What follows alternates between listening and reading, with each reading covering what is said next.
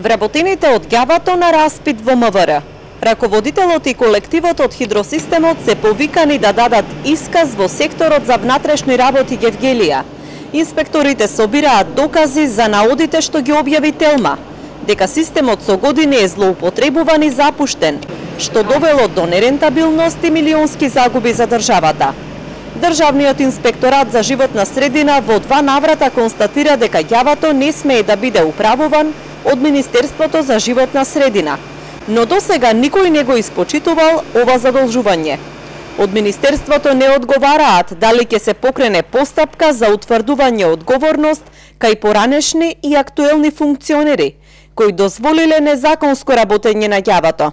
СВР Струмица со соопштение потврди дека работи на расчистување на случајот.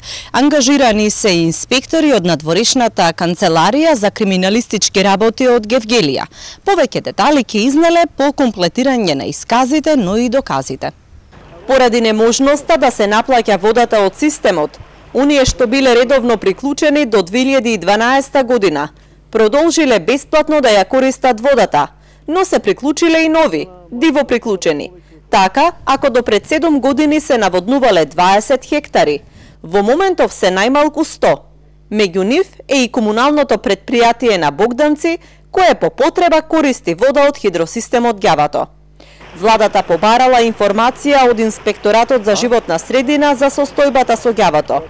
Инаку за случајот со системот треба да реагираат и УЈП, Пазарен инспекторат, но и јавното обвинителство.